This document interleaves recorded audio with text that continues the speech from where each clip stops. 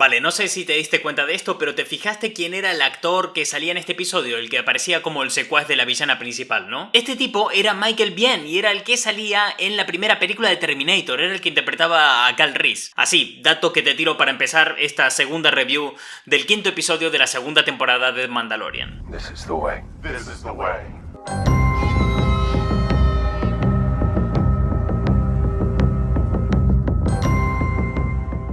Y el capítulo se estrenó e internet explotó, se llenaron de tweets, de imágenes en Instagram, movidas compartidas en redes sociales, vídeos en YouTube, cada vez más y más gente hablando de la serie y sobre todo gente enalteciendo la figura de Dave Filoni y el trabajo que ha hecho en este capítulo. ¿Y por qué la de Dave Filoni particularmente? Porque primero, Dave Filoni es el director de este episodio, segundo, es el supervisor de toda la serie, es el que se encarga de que tenga cierta coherencia y que funcione bien dentro del universo de Star Wars, y tercero, porque bueno, el tipo era el que creó Clone Wars, una serie de la cual está bebiendo muchísimo esta segunda temporada de Mandalorian. Ahora hay que hacer una pequeña pausa aquí porque te tengo que avisar de una cosa, y es que esto se viene con spoilers. Si todavía no has visto el quinto capítulo de la segunda temporada de Mandalorian, no sigas viendo este vídeo. Voy a hacer spoilers gordo, no me voy a cortar un pelo, te voy a reventar el episodio por completo, así que si tienes interés de verlo y no te quieres comer estos spoilers, vete a ver el capítulo, le das a pausa a este vídeo, yo te espero aquí, no te preocupes, te vas, te miras el episodio, vuelves y seguimos hablando.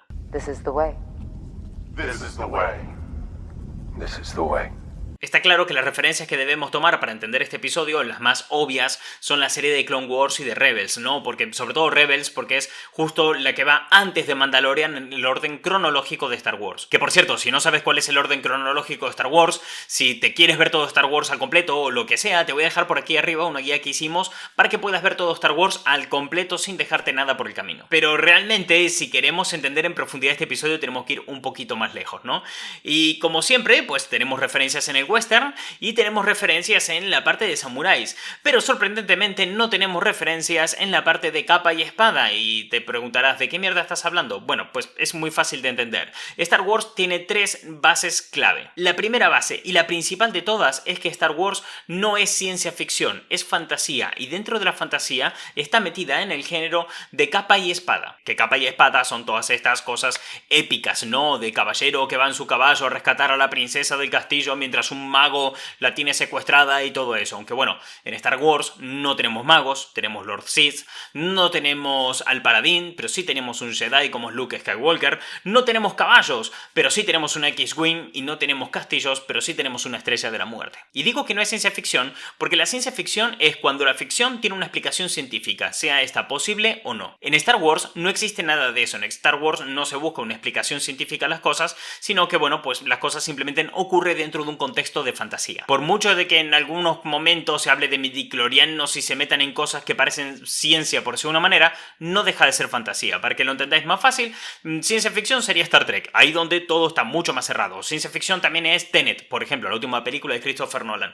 Pero esto es fantasía. Entonces, tenemos por un lado la base de la fantasía, de la capa y espada, y por el otro lado tenemos el lado del western, ¿no? Que venimos hablando desde hace ya tantos vídeos, que por si no lo sabes, esto es una serie, ¿vale? Lo que estamos haciendo es una serie que se llama Analizando Mandalorian temporada 2. Si no te viste los anteriores episodios, te queda en esta lista de reproducción de aquí arriba. Como iba diciendo, como ya comenté en otros vídeos, la otra cosa que realmente alimenta toda la saga de Star Wars es el western, de manera pura y dura. Es más, si nos vamos a las películas clásicas y queremos buscar alguna referencia fácil y sencilla al mundo del western por parte de Star Wars, tenemos al personaje de Han Solo. ¿Os acordáis lo que decía vídeos atrás con el tema de los héroes en el espagueti western y las películas de Leone, y ponía ese ejemplo del hombre sin nombre? Pues la actitud que tenía el hombre sin nombre no era muy distinta a la de Han Solo. Un hombre que es un héroe, pero a pesar de ser un héroe no luce como tal. No le mueve el luchar continuamente contra las injusticias y todo ese tipo de cosas. Realmente, si lo podemos llamar héroe, muchas veces es porque hace cosas heroicas y es uno de los protagonistas, pero no porque sea un héroe per se. Ni Han Solo ni el hombre sin nombre son héroes del palo de Superman, por poner un ejemplo. Ambos tienen esa actitud desenfadada de como que la vida no va con ellos y van a sus propios asuntos sin inmiscuirse en nada más, a no ser de que los toquen los huevos o se vean directamente implicados. Pero también dije antes que había una tercera nivel de influencia, ¿no? La primera sería capa y espada y fantasía, la segunda el western y la tercera sería el cine de samuráis, pero no de la misma manera que lo hace el western y la fantasía. Si te fijas, el western y la fantasía lo que están haciendo es darle sus normas y manera de hacer las cosas a Star Wars para que ejecute sus ideas y sus historias. Esto quiere decir que Star Wars se rige a la hora de narrar por las normas que definen al género de fantasía y al género del western. Pero no significa que cojan algo de una película western en particular y la pongan al frente. No significa que cojan elementos claros y directos de alguna obra en concreto. No, simplemente que ellos cogen elementos y maneras de narrar y maneras de hacer las cosas, no referencias. Pero con el tema de los samuráis pasa justo lo contrario. Del tema de samuráis no se coge de ese tipo de películas las maneras de narrar, de expresar y de contar las cosas, sino referencias claras y directas. Es decir, de western y de la fantasía cogemos las maneras, las normas y el cómo se ejecuta todo, y del cine de samuráis cogemos los elementos precisos que aparecen directamente en pantalla en las historias. Y aquí os tiro el ejemplo más claro y directo que hay de esto, y es el propio Darth Vader. Este es Darth Vader. Tenemos clara la figura de Vader, tenemos clara cómo es su armadura, tenemos claro cuál es su puesta en escena. Bueno, pues esta es una foto de un samurái. Creo que se nota de una manera muy clara y directa cómo el traje de Vader pues es un traje de samuráis, pero en modo fantasía del espacio, space opera o como quieras llamarle. Y es que lo que ha hecho Star Wars toda la vida con el tema de los samuráis es esto. De hecho, George Lucas ha dicho más de una vez que la película que más le inspiró a él para poder hacer Star Wars Episodio 4 es La fortaleza escondida de Kurosawa. Aquí podemos ver con total claridad cómo George Lucas se inspiró directamente en planos, secuencias y momentos concretos de la película para desarrollar su propia historia. Por tanto, lo que ha hecho George Lucas con Star Wars es coger los elementos del cine de samuráis, de películas concretas de samuráis,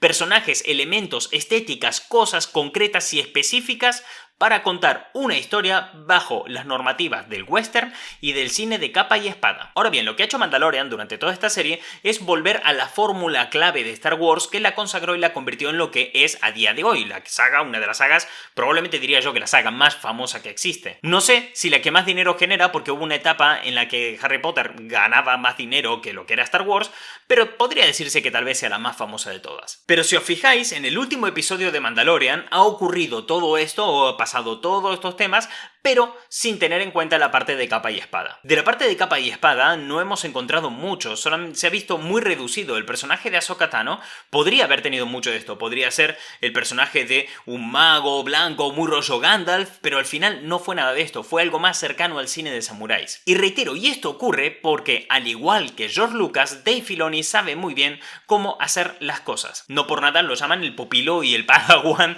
de George Lucas. Y a mayores, recordemos que él no hace solo este trabajo lo está haciendo junto a Jon Favreau, que también es un director súper consagrado que sabe trabajar al servicio de los grandes estudios y de contar grandes historias. Entonces Dave Filoni, supervisor, se junta con Jon Favreau, buen escritor que sabe trabajar y hacer producciones, y ambos hacen algo hermoso llamado la muerte del autor. Bueno, digamos que la muerte del autor no es algo que se hace, sino que es un concepto que se utiliza sobre todo en la literatura para explicar el fenómeno de que la figura del autor pues tal vez ya no exista. De hecho, este es un concepto hipotético, es una teoría que hay puesta sobre la mesa y que se utiliza mucho dentro del mundo de la literatura y cada vez más en el cine.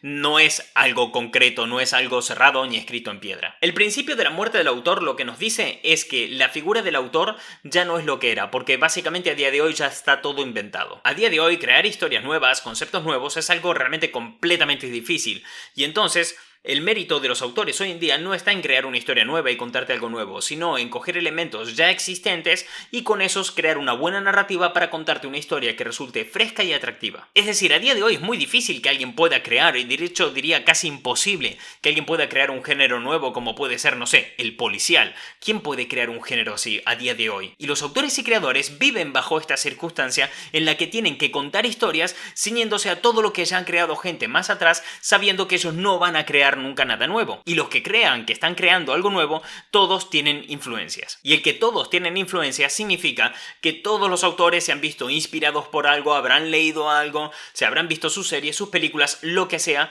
que les ha inspirado a crear sus propias obras, sus propios libros, sus propias series de televisión, sus propios lo que sea. Esto es lo que significa la muerte del autor. Que el autor ya no es relevante por inventar y crear cosas, sino por coger elementos ya existentes que lo inspiran o que les valen como referencia referencias o lo que sea, cogen elementos ya existentes, los mezclan para crear algo que resulta nuevo y fresco, pero que realmente de nuevo no tiene nada, porque todo lo que le compone eran cosas que ya existían. Y Star Wars es esto. Os decía, Star Wars no hace nada nuevo. La primera película, episodio 4, no creó nada. Solamente juntó el cine de samuráis con el cine western y el cine de capa y espada. Y Mandalorian hace esto exactamente, pero llevándolo al extremo. Así que si pensáis un poco, os dais cuenta de que el tipo que hizo esto, el que se le llama el aprendiz de George Lucas, que es Dave Filoni, es un fulano que hace muy bien esto de mezclar conceptos con las mejores herramientas que tiene y con grandes apoyos creativos a su lado, porque aprendió del más grande haciendo esto, que es George Lucas. George Lucas no es el mejor creativo del mundo, no es el mejor director de la historia, ni es el mejor en muchas cosas, pero donde realmente destaca es que se le da muy bien unir conceptos. Une conceptos, coge ideas y plasma sus propias historias. Es capaz de crear mundos y mitologías y culturas enteras a base de inspirarse y absorber muy bien conceptos ya existentes. Él, para sacar adelante películas como la trilogía original de Star Wars, se valió de grandes directores que le han ayudado, grandes guionistas, grandes editores de montaje y mucha gente que estuvo dentro de esa producción. Y ese tipo le enseñó a Dave Filoni. Y recordemos que Dave Filoni está trabajando con Jon Favreau, el tipo que inició el universo cinematográfico de Marvel con Iron Man 1, que Jon Favreau es el director de Iron Man 1. Y este capítulo es la prueba de que se han unido todos estos talentos y que realmente todo funciona bien. Y viendo este punto, lo único que te queda por preguntar es ¿a dónde va la serie? ¿A dónde va con todo esto después de todo lo que ha ocurrido y de todo lo que hemos visto? Entonces, llegados a este punto, lo que te queda por preguntarte es ¿a dónde va la serie? Porque realmente está claro lo que está haciendo con esta serie, no lo están escondiendo, es súper obvio, han habido muchas noticias, muchos rumores por el camino, y lo que están haciendo es presentarnos a un montón de personajes que claramente luego tendrán series, participación en otras películas y cosas. Creo que es muy obvio, teniendo en cuenta que ya esta temporada no va a volver a salir Bo-Katan, que Bo-Katan probablemente acabe teniendo su propia serie. Y lo mismo podemos decir con Ahsoka Tano y tantos otros personajes. Es muy obvio que Disney quiere hacer su propio universo cinematográfico de Star Wars y que tener series y tener un montón de cosas que funcionen y estén bien cohesionadas como pasó con Marvel, ¿no? Pero cuando me enteré de que esto iba a ocurrir, cuando empezaron a salir las noticias, los rumores, dije, por hacer esta mierda, por querer meter personajes y demás y querer crear un universo cinematográfico, seguro que la segunda temporada va a ser una cagada. Y esto lo dije en un directo, en un podcast en YouTube y delante de un montón de gente, y al final por suerte me tengo que comer en mis propias palabras, porque realmente esto podría haber sido una cagada, pero lo han hecho tan bien que ha quedado magnífico. Los elementos nuevos que han introducido no estorban. Es decir, si tú no te has visto ninguna otra película ni serie de Star Wars, puedes verte cualquier episodio suelto de Mandalorian y entenderlo perfectamente, disfrutarlo y gozarlo como cualquier otro. Las cosas que están metiendo de otras series, otras películas y para meterle serie propia, cómics propios o lo que sea, no están entrando como referencias o cameos obvios, sino que son elementos súper necesarios para la trama y para la historia que se introducen de manera natural y lógica. Cosa que muchas veces no pasa en otras sagas. Por ejemplo, ¿qué lógica tiene que aparezca siempre Stan Lee en todas las películas de Marvel? No aporta nada a la trama, no aporta ningún tipo de lógica,